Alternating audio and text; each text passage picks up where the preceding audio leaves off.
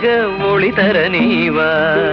திருச்சபை முழுதும் அருள்மழை பொழியும் குழந்தை இயேசுவே.